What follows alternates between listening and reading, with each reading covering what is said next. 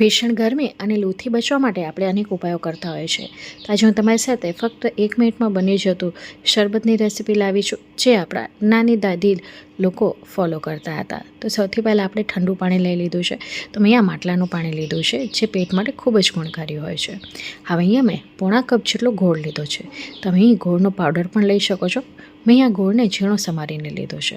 હવે તમે ઈચ્છો તો મિક્સર જારમાં સીધું આ મિશ્રણને ટ્રાન્સફર કરીને બ્લેન્ડ કરી શકો છો. મેં અહીંયા વિસ્કરથી જ બ્લેન્ડ કરી લીધું છે.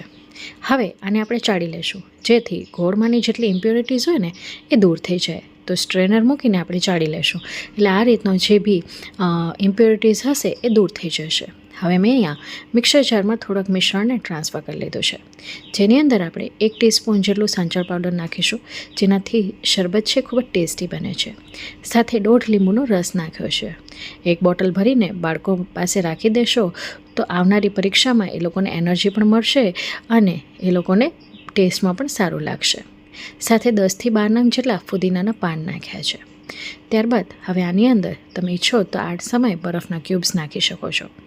અડધા આદુનો ટુકડો નાખ્યો છે, છાલ ઉતારીને નાખવાનું છે, ઝીણું સમારીને નાખીશું, જેથી એક પણ પીસ ન રહે. હવે આ બધી વસ્તુની સાથે બ્લેન્ડ કરી લેશું. તો અહીં આપણું આ મિશ્રણ તૈયાર છે, જેને બાકીના મિશ્રણમાં ટ્રાન્સફર કરી લેશું અને સાથે મિક્સ કરી લેશું. અહીં મારું મિક્સરનું જાર નાનું હતું, એટલે મેં થોડુંક અલગથી પીસીને લીધું છે. તમારા મિક્સર જારમાં જો બધું આવી જાય તો એકસાથે પીસી લેવું. હવે વધારે ઠંડક આપવા માટે અહીં આપણે બરફના ટુકડાનો ઉપયોગ કર્યો છે. હવે બધી વસ્તુની સાથે મિક્સ કરી લઈશું, એટલે આપણું આ શરબત તૈયાર છે. તમે બોટલમાં ભરીને આ શરબત રાખી શકો છો અને બાળકોને આપી શકો. તો શેરડીના રસને પણ ટક્કર મારે તેવું ઘરે આપણે ગોળનું શરબત બનાવી લીધું છે. આનો ફ્લેવર તમને શેરડીના રસ જેવો જ લાગશે.